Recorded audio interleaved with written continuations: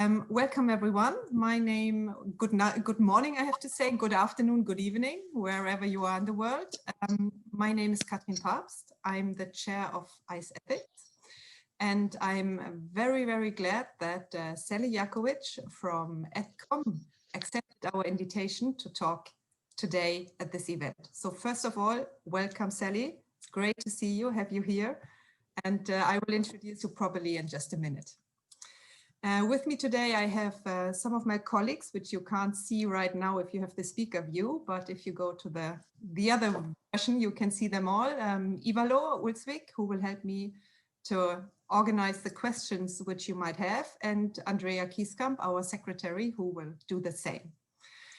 So I am very happy to see all of you. We had a great event yesterday with Lauren Bonilla-Mershoff about Define and the process towards a new museum definition. And it fits very well to talk to Sally right now today, because the processes are somehow in sync. But that, I think, Sally, you will say more about. I would just like, before we start, to turn your attention to the differences between ICE ethics and ETHCOM, because I know that sometimes people are a little bit confused. Are there two ethical committees in ICOM? What is the difference here? And there are some very concrete difference which I just would like to point out before we start. So ICE ethics, if I start with us, is an international committee for the members. We would like to gather members. We would like to to give the members a platform where they can discuss and share ethical dilemmas which they experience in their everyday life.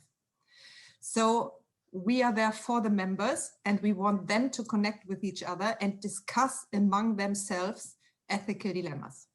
So we have different meeting room events. We are talking about different topics, and all members are invited to join us and to discuss the challenges with each other.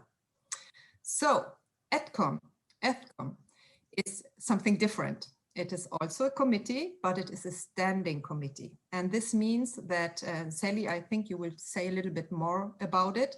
Your committee is the official advisory body for the ICOM Secretariat and the Executive Board, which is the highest level in the ICOM system. So as you can see, ETHCOM monitors the application of the Code of Ethics, which we are going to talk about today.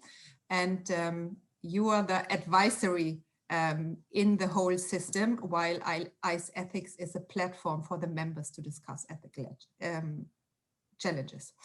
If there are any more questions about that, I'm happy to answer them later on, but I would suggest that we just keep on going now with our event, because I know that many of you have looked forward to this and may have questions to Sally.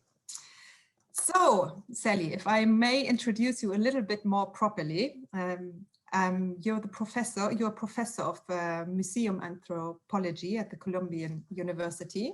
You are currently in New York, if I'm correctly informed.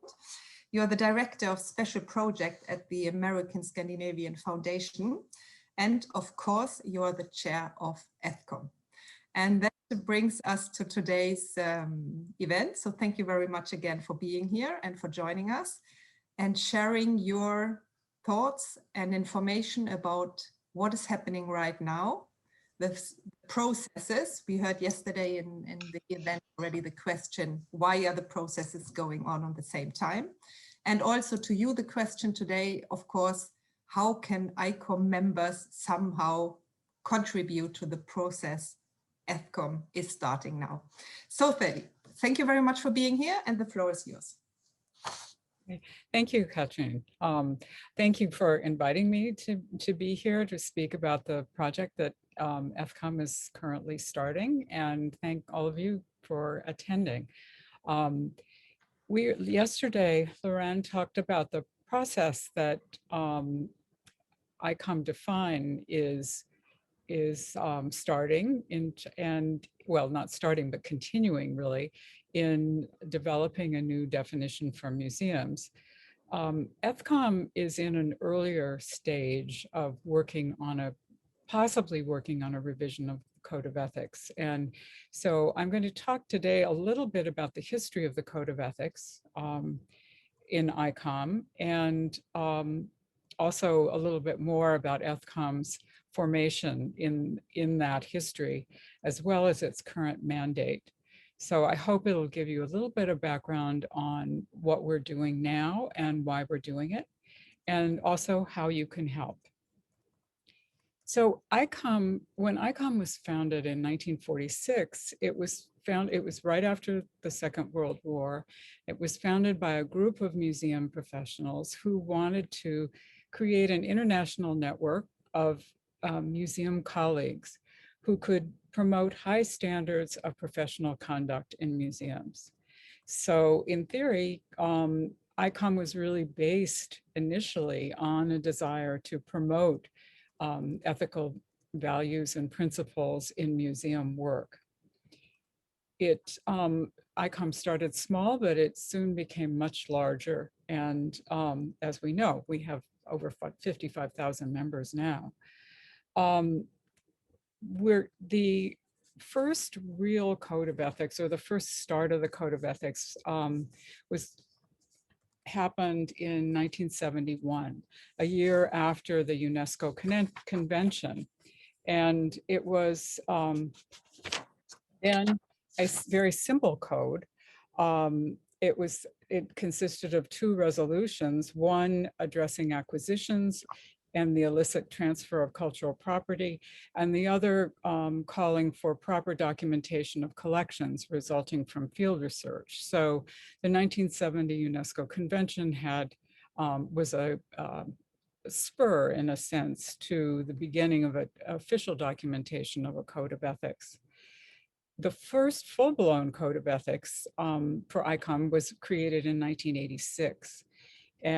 Or adopted by the ICOM membership in 1986. It had been under development for a number of years before that.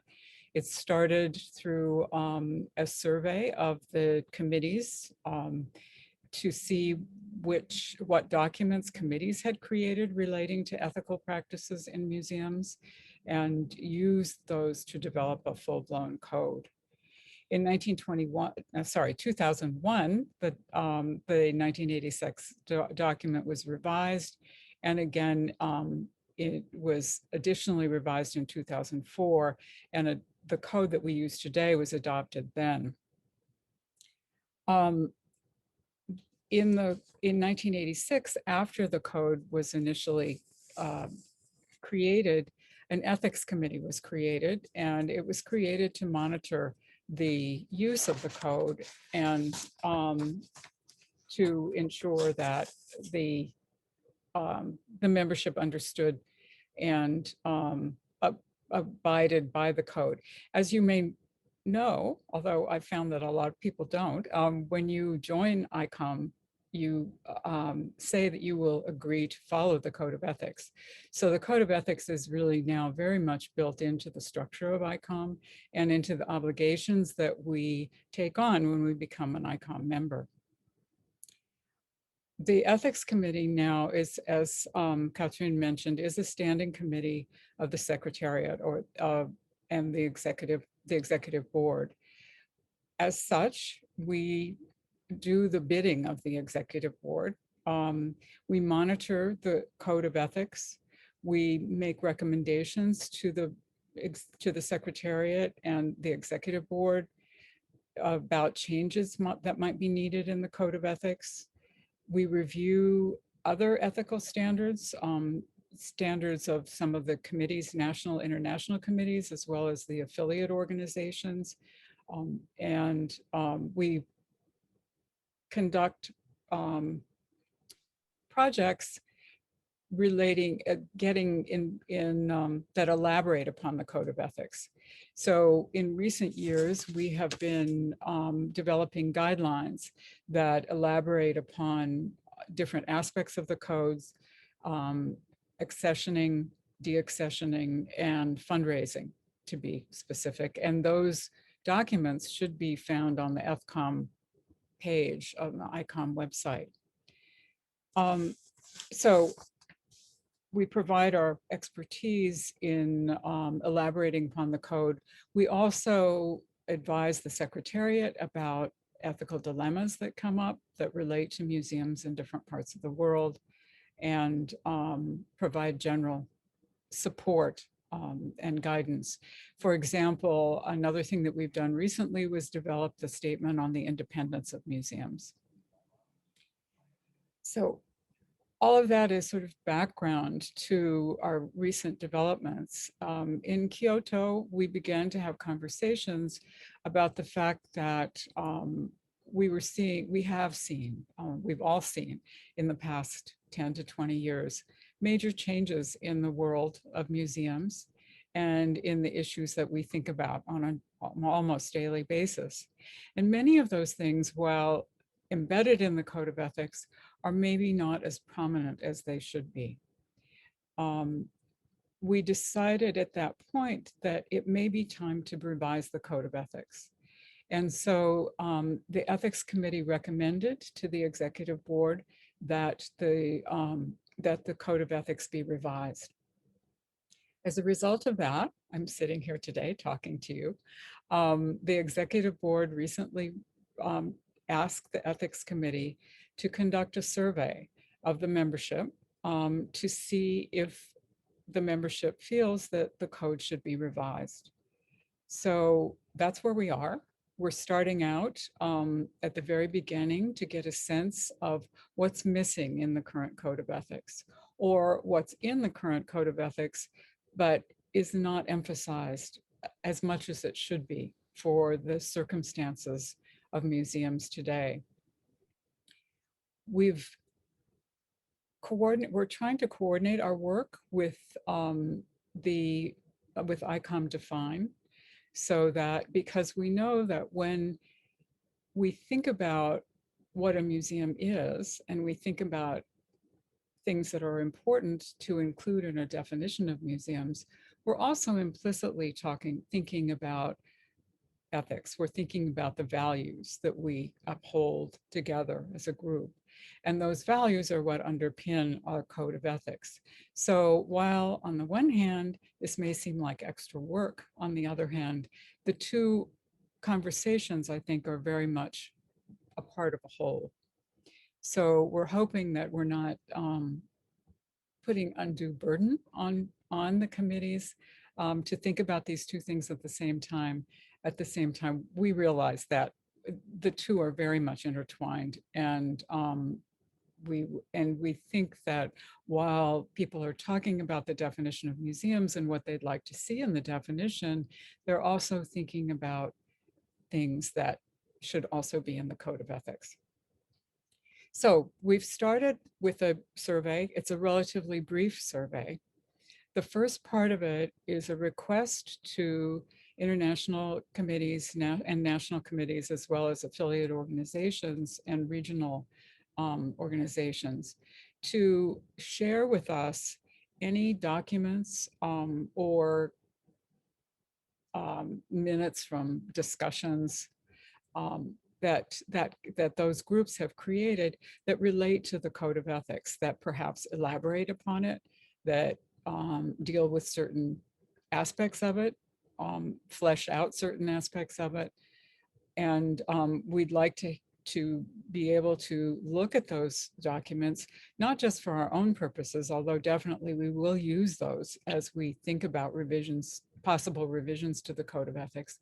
But ICOM intends to create a portal through which the whole membership can have access to those documents, so that we can create a body of knowledge, a shared body of knowledge about ethics in the museum field. The second part of our survey quite simply asks, do you feel that the Code of Ethics should be revised? And if you do, what do you think is missing from the current code? We're not looking for elaborate discussions about what is missing, but we're interested in knowing what you feel is missing from the current Code of Ethics. We will take the information from this survey and present it to the Executive Board to see if they feel, if they agree that with the results of the survey, whatever they might be. So this first step of the survey is really just surveying the field to see if the ethics code needs a revision. And if there is a overwhelming feeling that the code needs a revision, then we'll take the next steps and see how that will play out. So that's it in a nutshell. So I'm happy to answer any questions that anyone has, both about the process and just about the Code of Ethics in general, also about ETHCOM. And Katrina and I can also talk about ETHCOM and IC ethics and how we interact, if you'd like. Thank you very much, Sally, for this introduction in a nutshell, as you say. We open soon for now, actually, for all questions. So please write them in the chat. And if you would prefer to ask personally, just write that as well. And we will call out on you and you can get the chance to talk to Sally directly when it's your turn. Sally, I have just a question to make things very, very clear. The nutshell. Let's say someone out there wants to get back to you on the invitation and says, yes, the Code of Ethics needs a revision in my point of view, and I think that this and this is missing. I have worked a lot of on this topic and I would like you to consider it. How would you want this information? You were talking about kind of place where you can collect all documents. I guess you are talking about, for example, national committees who have had a concretization of the Code of Ethics for their countries or a special topic. But what about the single members? Do they have to go through the national and international committees as in ICOM Define, in the ICOM Define process, or is there a difference here? We would prefer that they go through the national and international committees. It will make it easier for us to gather all of the information. You know, but we would appreciate any contributions that people can make through those channels. We're looking for another example of the kind of thing that we're looking for is that several years ago, ICOMS Switzerland created a PowerPoint presentation about the Code of Ethics, and it included a number of hypothetical cases, and it was a tool for ethics training that I believe is available still on their website, and it's available for a fee. We would like to know about those sorts of things, as well as any documents that people have created.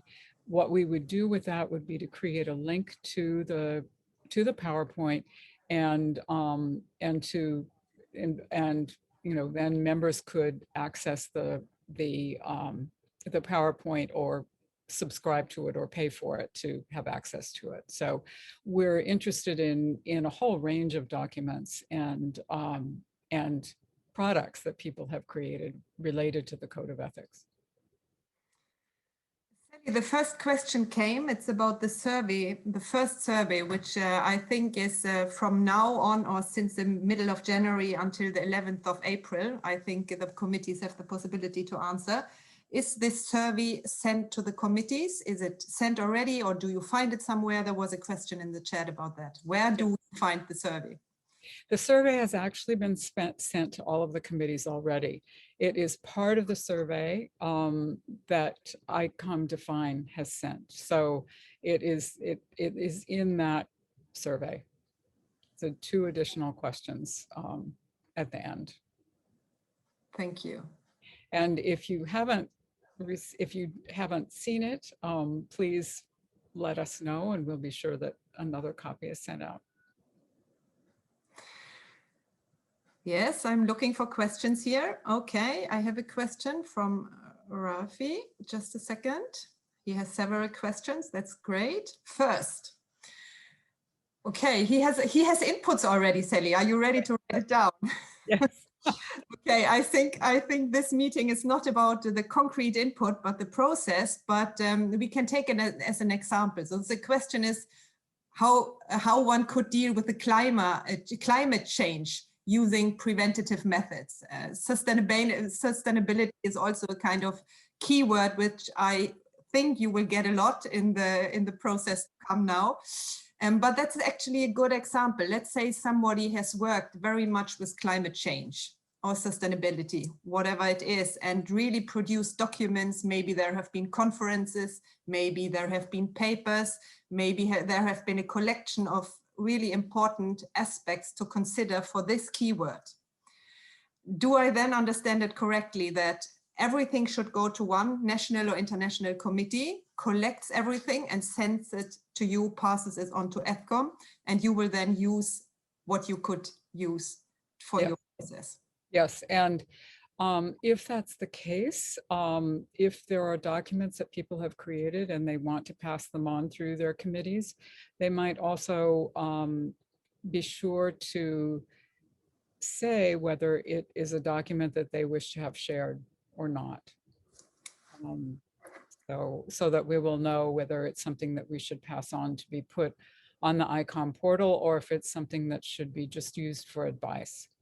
I would say definitely one of the things to remember is that a code of ethics is a document that highlights principles. It's not a manual on how to do things. So a lot of long documents will be distilled into principles that will apply to museums throughout the world. Thank you, Sally. We have a new question here. First, Sally, thank you for your presentation. It would be interesting to know how different countries and national committees use the code of ethics. For example, have there been cases of memberships suspended due to the breach of the code of ethics? Not that I'm aware of, or at least not in recent years. I believe in the past that may have happened, but I don't know of any recently, which means in the past 10 or 20 years, maybe. There have been cases where, and this is, I'm speaking for the Secretariat, so Peter Keller, please let me know if I say something wrong. But I believe that the way that ETHCOM works is that if there is a committee or a museum in a country that has a problem that the Secretariat is made aware of, the Secretariat would notify ETHCOM about this problem and ask ETHCOM for advice. ETHCOM then gives the Secretariat the advice about the problem, and the Secretariat then does with that advice whatever it decides is best. This usually doesn't have an impact on membership directly, I don't think, but it does allow the Secretariat an opportunity to reinforce some of the values that are expressed in the Code of Ethics and stress their importance.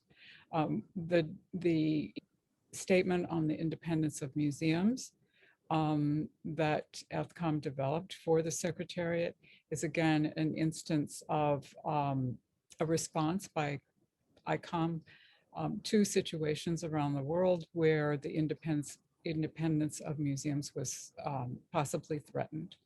So it's our role, I think, to provide the guidance to ICOM, and ICOM's role in turn to provide guidance to the world.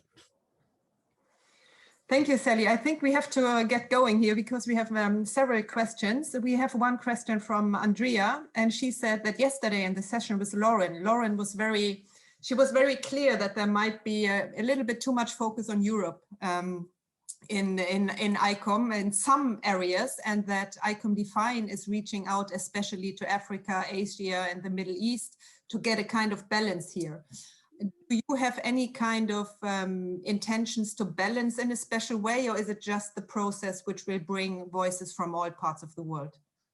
We're hoping to get voices from all parts of the world. And as I said, this is our first step in revising the Code of Ethics. So, and we don't actually, in revisiting the Code of Ethics, we don't know exactly that we're going to revise it yet. I think that the input that we receive in this first stage will help inform us about parts of the world, perhaps where we need to reach out further if we go forward. Thank you. The next question here, and I'm not 100% sure if I understand it. So Juliana, you might also ask your question yourself, but I think it's a question again about syncing the process between the definition and the code of ethics. You were saying in the beginning, Sally, that it's going parallel, more or less, to make a maximum. Is the time of the process. Sorry, you want to, please, your turn. Yes, at the timing of the process, we thought that the process of changing the code of ethics should follow the process of define to collect the input coming from that process, not just walking in parallel, but having a solution afterwards. I don't know if you think that. We are working very closely with ICOM Define. So we hope to be, if we move forward with revising the code, we will be in touch with them on a regular basis to understand where their work, how their work is shaping up and where it is going. So we hope to be able to incorporate that in the way that we create the new code. I think that it will, I mean, it's not an ideal world. This is ideally, perhaps we should, these two processes should be staggered, but I think that we have established a really strong relationship with the ICOM Define. We have, members who are on both committees. And so I think that we will be able to create something that will be in sync with what ICOM Define is doing and reflect the values of the new museum definition. And perhaps express some of the things, some of the values that may not be able to be in a definition, but still underline the work of museums. Sally, if I understand you correctly in our short chat before we started officially, your goal is actually to present a revised version of the Code of Ethics if there will be a revision. We don't know that yet, but if there will be a revision, your goal is to present it at the same time as the new museum definition, which would be Praha in 2022. Is that right? Yes, that's our current goal. So that's really an ambitious process. So it's going to be exciting. More question, please, from all of you. We have some nice comments here, but if you have questions, we have one input from Ivalo Ulsvik from Denmark. She is saying, remember the indigenous people. That's again input almost.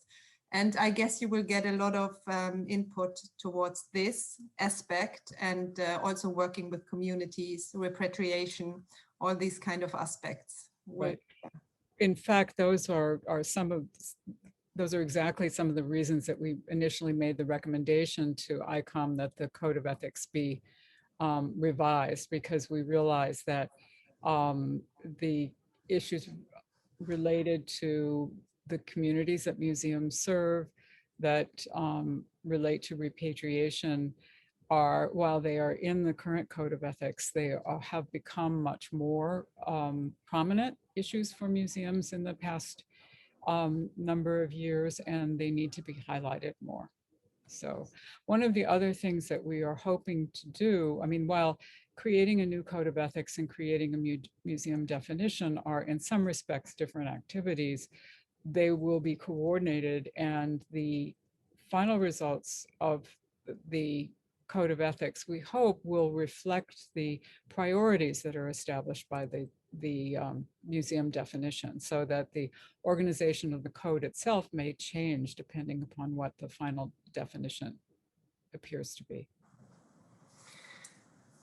Thank you. Here we have two more questions here at the moment right now. The first question, how can the Code of Ethics reflect on different legal systems, like ceremonial rights, for example, when it comes to repatriation? So now we are a little bit in detail of an aspect which until now not so much is discussed in the Code of Ethics. Do you have any input to that question?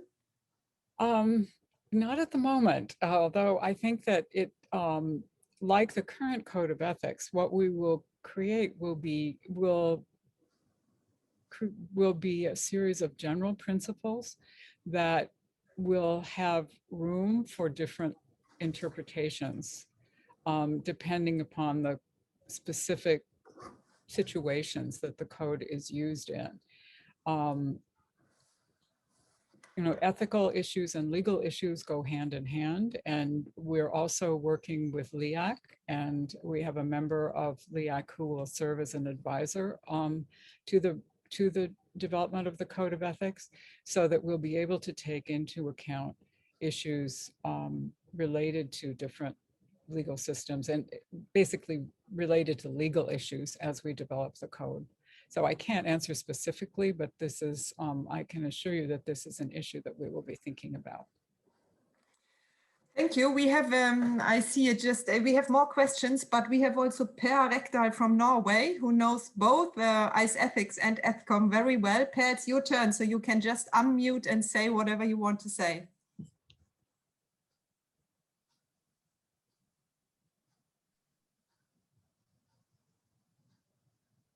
Okay. Maybe Per is still preparing. I take one more question, I think, until you are ready, Per. A question, speaking about the new real and changes in the world, do you assume, Sally, that the virtual world will be specifically mentioned in the Code of Ethics? If I were to guess what would be added to the code, I would certainly say yes, it will be. I think dealing with social media and the virtual world have become enormously important to us, especially during the pandemic. But those are things that I think we all anticipate will continue to be an important part of our lives, and they will in some way be addressed. I'm still waiting for Per just to unmute and start talking. While we are waiting, one more question from me, which I was thinking about after talking to Lauren yesterday. The definition, which will be or not will be adopted in Praha in 2022, there will always be some countries, some museums, some institutions who feel that they don't fit 100%. It is never possible to get all totally together. The Code of Ethics also is a document where you use the word must and should a lot. Somehow it's it is a strong suggestion to do something, but not all museums are able or in the position to fulfill all the goals or all the principles which you can find in the Code of Ethics.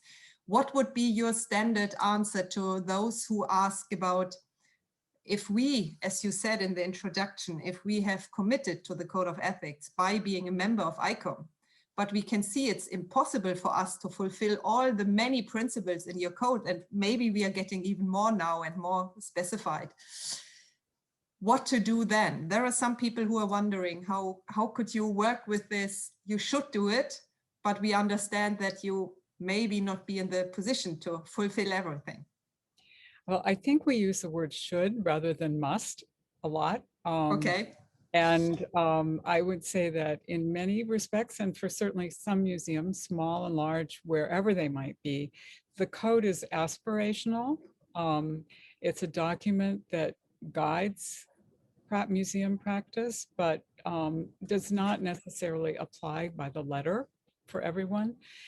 The code is general, and it includes mostly general principles and general statements, and that's the reason for it, because it really is meant to be a guidance for thought and to help people identify areas that they should be thinking about carefully because they have ethical implications. It's that rather than specific prescriptions for things. It doesn't tell you what to do, but it tells you what to think about and what to think about, how to think about what you are doing in important areas of museum work. I should also say that there are a number of other ethics committee people who are here today. So if anyone disagrees with me or wishes to add to something I've said, please feel free to speak up. We have time for more questions, and it's not possible to see 65 or 67 people at the same time. So please, those of you who want to say something may just unmute. Per, I can see that you have unmuted now. You had a comment before. Do you want to no.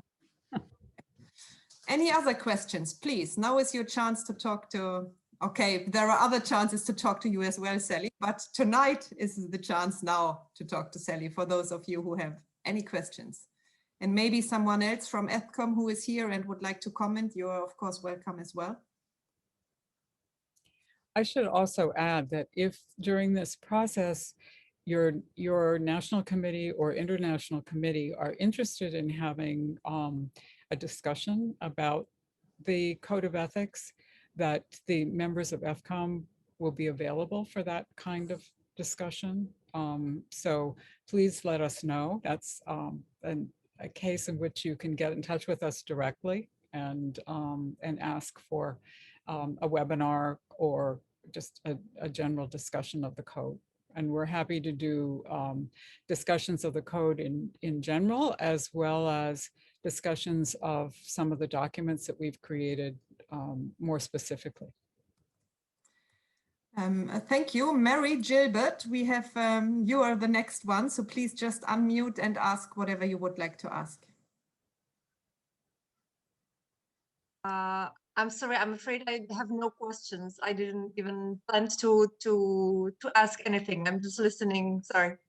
Okay, sorry. Thank you for the opportunity. There was a misunderstanding here. I just got the message you wanted to say something. No. Thank you. Okay. Anyone else? Now's your chance. Everybody is still absorbing everything you have said, Sally. So basically, if I just ask a little bit while we might wait for other questions, now is the time until the 11th of April, I think, that for all members, 2 things.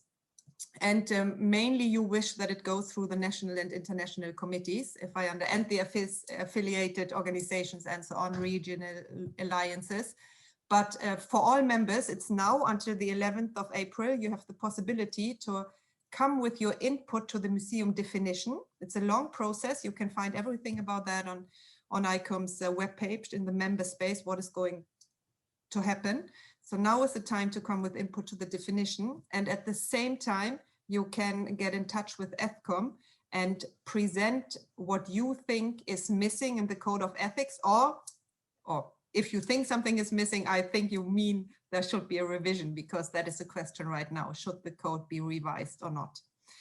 So all this input, the first round is until the 11th of April, and then the process will just go on and go on and go on until the next General Assembly, which is in summer or September 2022. Everybody is thinking and nobody is asking. And I know one of our board members, Armando Perla, he had a real question for you, but he's in Canada, so I guess there might be some trouble in being here right now. He wanted to ask it himself, but he works a lot with human rights. Mm-hmm. At the moment, he is preparing a conversation series, to take this as an example, where he gathers a lot of experts from different places in the US and Canada, UK, other places around the world. And these experts are going to discuss human rights importance for UNESCO, but also for the museum world.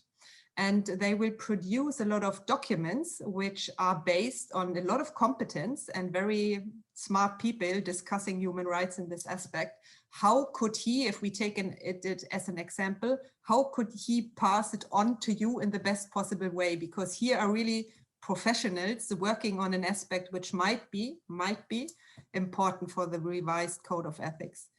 So yeah, it's definitely an area that we have talked about, and that we that would probably be would be discussing in terms as we revise the code. Again, it would be most helpful if he could forward those documents through his national committee.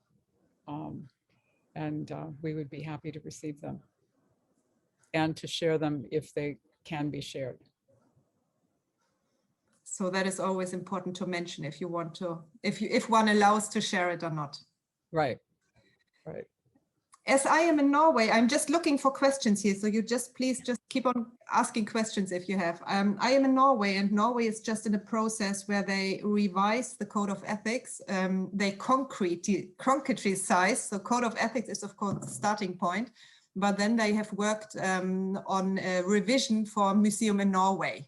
So there might be some special political frames we have, which we are lucky to have, which will give us a possibility to work more concrete on issues which not everyone could work on. Do I understand you correctly that you would like, when this code in Norway would be adopted, that you would like this version of the code of ethics from the National Committee, and then you can put it on the website for other national committees who wants to do the same? This is my first question.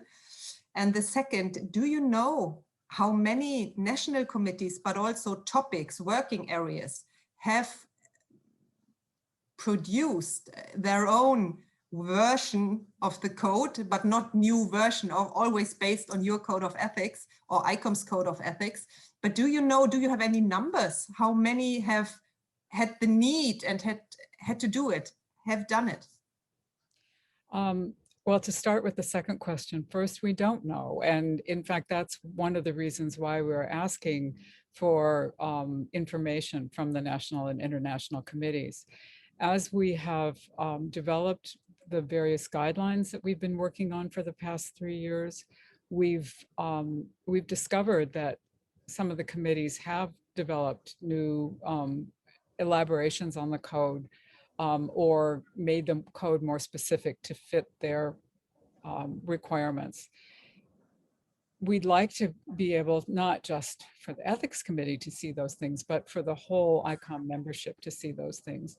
We realize that this creates problems in some ways, in that not all the documents can be translated into all the ICOM languages, but we've concluded that it's really more important to share the documents, so that at least we can develop a broader awareness of the fact that these exist, and if other committees want to use them, they can figure out how to use those. But there's been some very important work that's been done, not just in Norway, but in other countries, and we'd like to see that work shared more broadly. Thank you. We have some more minutes for questions if you have any, so please. And I see that ICOM Sweden is about to start a process parallel to what ICOM Norway has done. So that will be an important addition too, eventually, to the portal of documents that ICOM's creating. Here's one question about a topic. What about the Code of Ethics for Natural History Museum? I think there is a Code of Ethics, isn't it? But it shall be changed as well, is the question. There are no plans to do that at the moment. The code is available on the ETHCOM website, along with the ICOM Code of Ethics and the other documents that we've created, but there hasn't been a move to revise that yet. It's relatively new, so it may be too soon. I don't know. I mean, codes of ethics are not easy to either create or change, and so the process of change usually happens every 10 or 20 years. Thank you. Yes. It's almost, I can hear you think, but if you want to talk, you have also the possibility, but not too much longer. So you're welcome to do so. Sally, is there anything more you think it would be important for those who are now thinking about what they are interested in, what they are working with in their everyday lives, which they think is missing? What is the most useful thing for you if one really wants to come through? And there will be a lot of documents and a lot of discussions. Do you need it quite concrete and summarized, Or would you like long explanations and all details about one topic, for example, which one works a lot with? I think both would work. I mean, obviously, if something is very, it can be summarized, it's easier to use, but we welcome all information of things that people feel are missing from the current code of ethics. Or, I mean, we also welcome the opinion that the code doesn't need to be changed, that it's fine as it is, or perhaps needs to wait. The ETHCOM did discuss this before we made the recommendation to the executive board that the code be revisited and possibly revised. We discussed among ourselves whether we felt that we should wait until the museum definition was created first. And there was a consensus among the members who were discussing this that it really wasn't necessary to wait, that the kinds of principles that we would deal with in the code are principles that are important, that ICOMS should be addressing, and that that we hope are things like sustainability and indigenous peoples and human rights. These are things that we believe the museum community all agrees are important things that should be addressed in the Code of Ethics, regardless of what the museum definition may end up being. And that in fact, the museum definition will inform the priorities of the items in the museum, in the Code of Ethics, not so much, the basic principles that will be in it. A very last question, Sally. I think we will soon come to an end. The Code of Ethics today, Codes of Ethics, has a special structure. And we know that in some other countries, like for example, the UK, they have a Code of Ethics which has a totally different structure. It's not built up in the same way as the Code of Ethics, ICOMS Code of Ethics, the official. So have you discussed in ETHCOM if there might be, if there is a revision, if there might be also a change in the setting up the Code of Ethics, setting up how it looks like, changing it in a different way? Or do you think it functions so well as it functions now that you most probably will just keep the format? I'm not talking about the content, I'm talking about the format. I think it's too early to answer that kind of question. I know that the UK Museums Association went through a very long process to come up with their code, which is very much more abbreviated. They used to have a very long code of ethics, and they decided to consolidate it and express it in a much briefer format. I can only guess at what we will do with the ICOMS Code of Ethics, but I think that it's likely that it will maintain very much the same kind of structure that we have now. We're not, there is a lot that is in the Code of Ethics that will remain the same because the principles and the principles are really important to the museum field. It's just that there are things in there that are either not highlighted enough or not elaborated upon enough. And there are other things that are totally missing. So it will be, if we go forward, I would expect we would end up with more of a revision rather than a total change. But this is guessing. We're at a very early stage now. And a lot of what will happen next will depend upon the kind of feedback that we get from the ICOM membership during this first phase. I think here's the last question, one of maybe the last question which fits to what we are talking about now. If the survey would reveal that there is no overall need for revising the Code of Ethics, would you, ETHCOM, push a revision? Or is it the survey which is, the survey says no need, then you say no need? Or is it also a wish from your side to revise or not revise?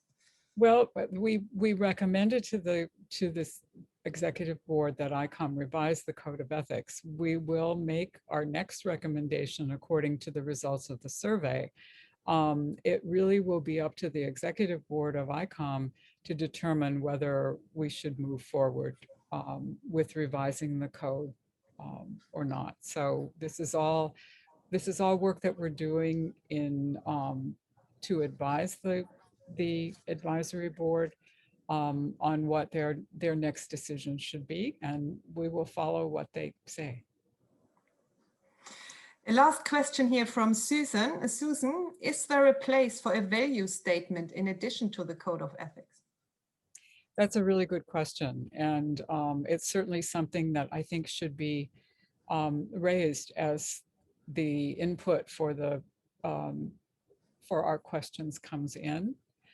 Certainly, the code of ethics is based on a number of values that are shared in the museum community, and it may be an appropriate time to develop a value statement separate from the code of ethics or embedded in the code of ethics. I don't know, but that's a suggestion that I think would be, that everyone would be open to hearing and discussing. Thank you very much, Sally. I think we have come to an end of this session. The recording will be made available. And as you heard, Sally, all committees, I think, can invite you for a talk or for questions, can contact you. And we were very lucky to have you with us today. And there may be many others who would like the same. So then I understood you in that way, they can contact you and have the possibility to talk to you directly as well. To all of you, I would just like to say thank you for inviting ETHCOM to talk more about the process of looking into whether the code of ethics should be revised. It's nice to be able to have an opportunity to speak directly to some of the ICOM members about this process and to answer the questions that come up. So I appreciate very much the invitation, and look forward to talking to more ICOM committees and members if that works out. Thank you, Sally, and not only from ICE Ethics for being here, but I can also see in the chat that there are very many thanking you for this speech and taking the time explaining it so thoroughly. So it was very useful to get this information. And also from my side, it's always a pleasure to talk to you and somehow collaborate, because we have different functions. The two committees are very different. And at the same time, it's great that we can have this contact. So thank you very much for being here today. Thank you. To all of you, I wish you a nice afternoon, evening, night, morning, wherever you are in the world. And thank you for being here today. And we hope to see you again somehow at one of our meetings, and maybe with ETHCOM as well in the future. So thank you very much and have a nice day further. Bye.